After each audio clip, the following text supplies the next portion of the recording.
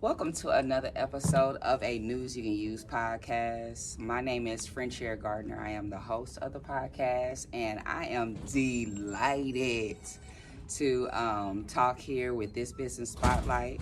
We have Akwete here from a Pan-African Connection. Welcome to the podcast. Thank you, Frenchaire, for having me. Thank you so much. I'm happy to be here. Yes, so I am just silly excited about talking to Akwete about Pan-African Connection and all the great stories that she have for us. I don't have your bio with me, but I want you to introduce yourself, tell everybody who you are, where you from, where you at, and give us some historical background information about yourself. Okay. Well, thank you again. I'm honored to be here, and I am Akwete Tahimba, and I'm the owner of the Pan-African Connection Bookstore, Art Gallery, and Resource Center here in Dallas, Texas. And my husband, Brother Beandusllc Tahimba, my late husband, who passed away 11 years ago, started this business 34 years ago. And it was actually his vision to create a space, a Pan-African space, because both of us were members of the All African People's Revolutionary Party, which is a Pan-African revolutionary organization, organizing our people towards Pan-Africanism and towards Mother Africa and towards the United States of Africa. So we were very heavily deep into African studies, geopolitical studies of world revolutions, and how African people around the world have liberated themselves, and to use those tools to organize African people here, but to connect us all together. Yes. So this space, the Pan-African Connection Bookstore, was created as a space where people could come and organize and strategize, and a place that we could organize people into educational and political education series to learn more about what about themselves and about how we can come together to organize our people. Yes, that's beautiful. And tell us about yourself personally. Okay, well, me, I grew up in Texas, Waco, Texas, is where I grew up, and I was just a little country girl, right? Who came to Dallas, to the big city, to Denton, Texas, and I went to school at North Texas State University. Okay. At that time, it was North Texas State. Today is University of North Texas. But, and I was just a regular person, didn't know anything about my history and culture. Okay. Had never heard of Malcolm X. All I knew Martin Luther King, Harriet Tubman, those Rosa Parks, and those heroes and sheroes, but I didn't know about the self-determining aspects of our culture and those who have been really organizing hard to, towards a qualitative change, a revolutionary change. So I didn't know much at all about my history, Okay. Other than slavery. And so I met Brother Beandusllc, my husband, on one of the college campuses, a community college campus I was taking some classes on. And he was passing out literature, what we call passing out propaganda, about the All African People's Revolutionary Party. And he was also a member of the Black Student Organization there on this particular campus. And so I guess that day, here I am with my straight hair, Farrah Fawcett slinging hair. And, I'm sure that particular day, I guess he had I ain't gonna take no hostages. I'm gonna just give one out to everybody, even this little bourgeois sister. Okay. So he definitely handed me a piece of literature, and I don't know if I threw it on the ground. I don't even know, but I do know that over time, I joined the organization, the Black Student Organization, and began to study with the All African People's Revolutionary Party, then eventually married my husband, because from that time, from studying, I began to understand who I was, know more about African history, know about myself, and I eventually, took those tools and added them up for myself, and began to make internal changes in myself. I, of course, got rid of the perm, had braids, natural hair. Yes. I adopted an African name, my name, which is Akwete now, and just my whole life transformed. So, Yes. and you hear these stories over and over and over by people who are heavily embedded in their culture and organizing that. Joining a black student organization or joining an organization, just teaching them about who they were, just to change their whole life. So, Yes. yes, ma'am. Yes, I have a similar story as well, Okay, from yes, St. ma'am. Louis. So yes. So you know St. Louis ain't playing. Right, right. So, okay. Yeah. Tell us more about Pan-African Connection. What do you do here? What do you specialize in? What takes place here in Pan-African Connection for any of my audience who doesn't know anything about Pan-African Connection here at 4466 South Barcelos Avenue in Oak Cliff, Texas? Well, we are a space, first of all, my husband named the store the Pan-African Connection. He could have named it any other little black nugget or black anything, right? He could have given it a name that was very palatable for people, for all people. But he chose a name that gives us some direction. Yes. So he chose the Pan-African Connection because we are here to organize African people and all around the world, bring us together to work towards uniting our people, building a stronger Africa.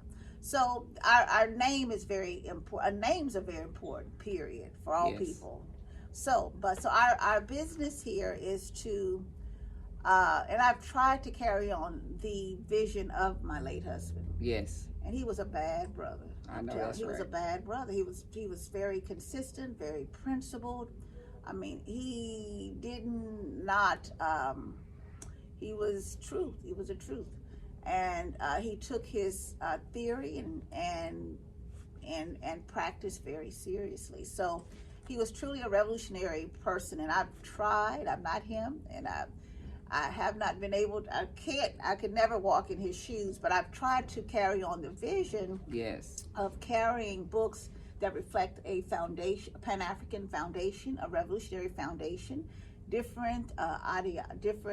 talking about different political systems like capitalism, socialism, communism, learning about different revolutionary struggles, books like Dr. Ben, Asa Hilliard, Thomas Sankara, Kwame Nkrumah, Sekou Touré, Marcus Garvey, books that give us direction, books that are serious, right? To kind of set you on a point of study, right? Like the autobiography of Malcolm X, that one book will send you to read, will encourage you to read or give you a thirst to read 300 more books. Yes. There are many books that will set the tone of how you will then, move forward. So I've tried to incorporate books that are created for our forward movement. We carry African art, of course. When you walk through these doors, we want you to feel the strength of your ancestors, right? You want you to feel the embrace and the chills of those that will carry you when you have to deal with certain challenges, right? Yes. We want you to embrace yourself because we've been taught to hate ourselves. We're the only people who've been taught to hate themselves. Well, not the only people. There are other colonized folks. The colonizer has to teach you to hate yourself. Yes. So for us, we've been taught Tarzan. We've been taught black is ugly. We've been taught big lips. We've been taught everything. African artists, voodoo, hoodoo. But no, we want you to see yourself in this art and know the stories that are created in this art to help you to deal with challenges in your life, right? To help you solve problems. So we will tell you all about it. And it's our stories were not always written down. It was put in the art and in storytelling. So we have these symbols here for you to, gain your strength and dignity and see your beauty and carve a path out for yourself that was created by your culture, right? Not somebody else's culture. Yes. Let your culture guide you. Don't let somebody else's culture guide you because it's going to take you down a road that's going to benefit them and not you. So, we have some very important symbols. I can go over many. I can have them here. I have the unity piece here. I have a Sankofa bird. That, of course, that's a very important symbol of identity for our people. Mm-hmm. You better look back. You better know where you came from in order to know where you're going. Yes. Return to the source. It's just, there's so many symbols here. I wish I had pulled some pieces to demonstrate, but that's okay. But so we have African clothing, but we have a space where we can host community programs, right? Yes, I love that part. Political educational things. We're a space that if you want to come and talk about what's going on in Palestine, if you want to come talk about what's going on in the Congo, or what's going on, here in this country, then this is a space, right? That Yes. you won't be criticized, right? If you're Yes. on the right side of history, right? Right. You can come and talk about how we can come together to solve our problems.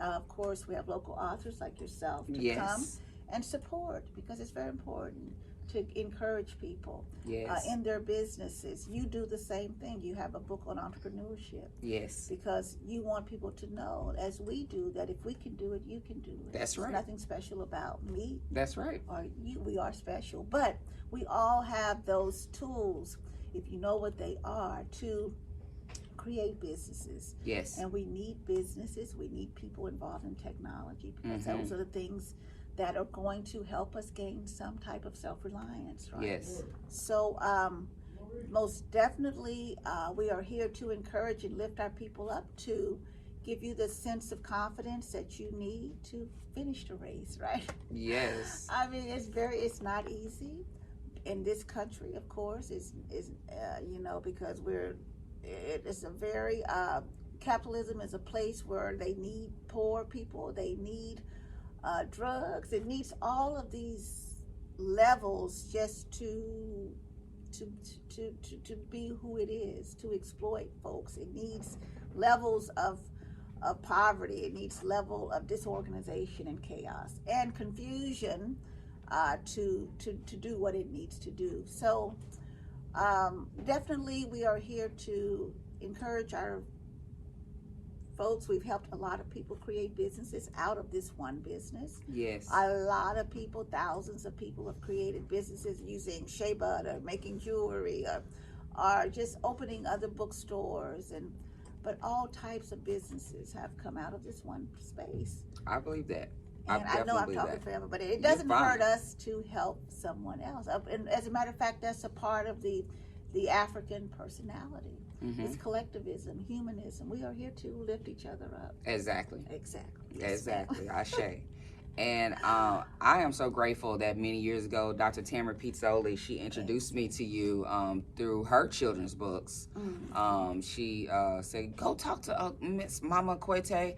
I said, okay, this was way back in 2014, and I have been in communion with Mama Kwete ever since, and trying to figure out how I can partner with her ever since then. And so it's been a blessing to be a part of this community. I tell everybody about Pan-African Connection, because it is a space for the culture. It's for if you need to connect and get back into tune with your culture, this is a place to do that.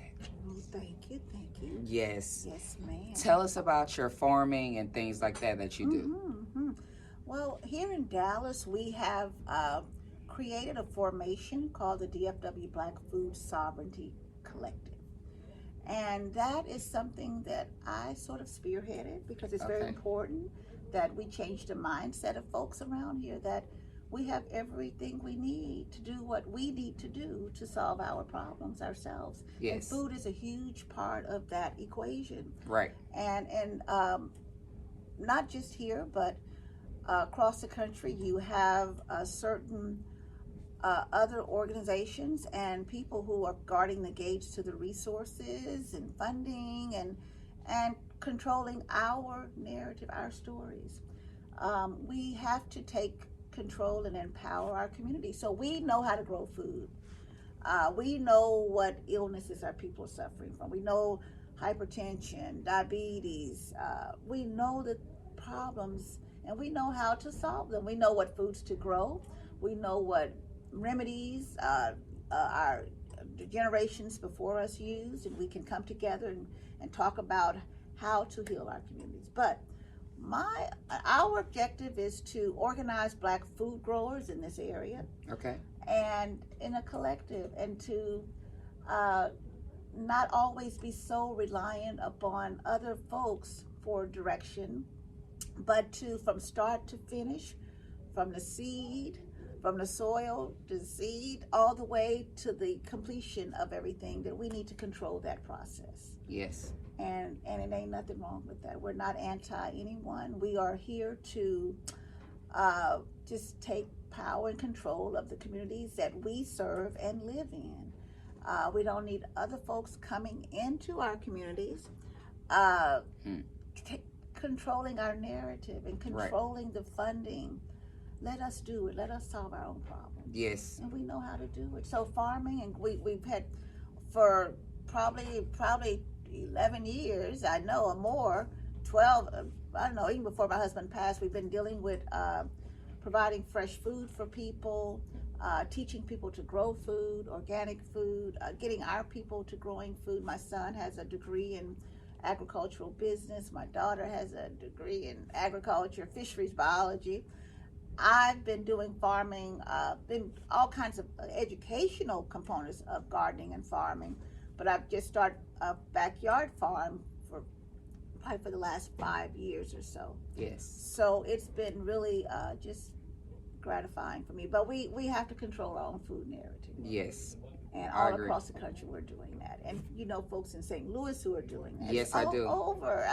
It's a beautiful thing. I just attended the Black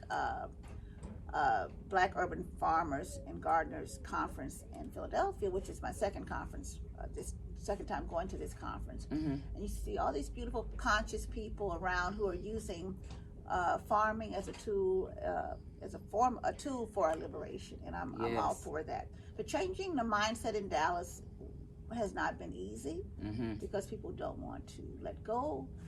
They're afraid of offending others, right? Yeah. And you shouldn't be afraid of offending others when it comes to your own liberation, right? And empowerment. Right. So, but yeah, that's where we are with that. I love that.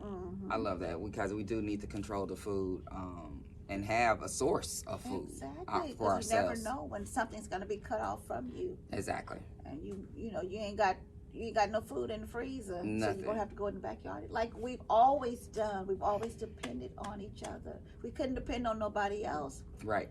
So we had to grow our own food and kill our own cows and chickens and everything. My mother used to say she only went to the store for flour and maybe some sugar. That's all they used to go, because everything else they did themselves. So yes. Do you have any particular events coming up that you want to speak on that you can think of? Lots of things, but one huge thing that we do every year is our Kwanzaa celebrations. Yes. We have like 6 days of Kwanzaa that the Pan-African Connection sponsors, and it's just a fabulous event of activities. We have children's activities beginning the 26th of December, which is a Tuesday this year, and it's 2 days, children's activities in the day and evening. There's an evening program every night, so that's big for us because it takes a lot of energy, a lot of effort. But for us, Kwanzaa is used as a tool for us to organize our people, to educate some folks for the first time about who they are and where they come from.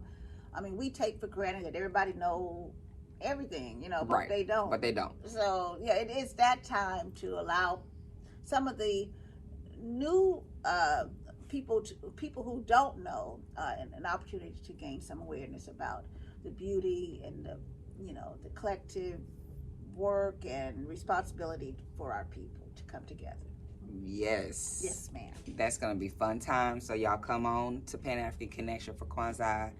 And I want to ask you before we go, you do a lot of different things. Your mom, your grandmother, you run this business, you run other organizations. How do you balance? How do you balance your self-care in the midst of all of that? Self-care in America as a working woman is very hard. But I am very encouraged by other working women like yourself, like my mother, who raised 10 children. She did have my father there. and her mother that came before her, and her mother that came before her, and my father's mother. All of them were working women, and so working women have persevered through it all, and there is no quitting. There's no, you have a little time to go in the basement, and when things ain't going right, say, I don't want to come out. But you got to come out. You got to come out. So I think I do it because we have to do it. We have to carry our families. That's traditional. In traditional African society, women have always had a very high role and standing in traditional, African culture and tradition. So we've had to be there and be the foundation. We can't do it without the brothers, though. We need the brothers. Yes, for sure. we do. Yes, we do. So, but for me, I do make a small amount of time for myself, which is I run every morning, almost every morning. I exercise. I am a marathon runner. I'm getting run my third marathon in December. Nice. That's 26.2 miles, which is quite a task. But that is my time to myself. I run, I exercise for about an hour, maybe about 2 hours every day, every morning, and that's my time. I don't answer my phone. I don't do nothing.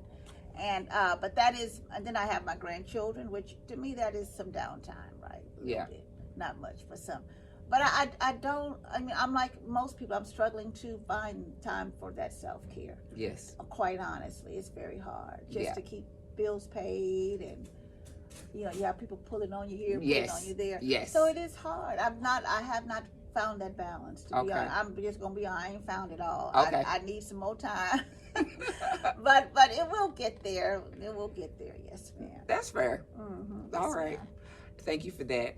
All right. Well, our last gem is we're going to ask you to throw out 2 gems for aspiring business owners and entrepreneurs. What would you tell them?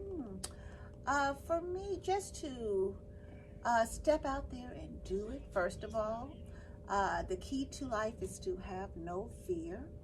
That's I get it from Kwame Nkrumah, and other people have said it, but the key to life is to have no fear. So step out, not just on faith, but step out on what you know, right? Trust in who you are and what you know.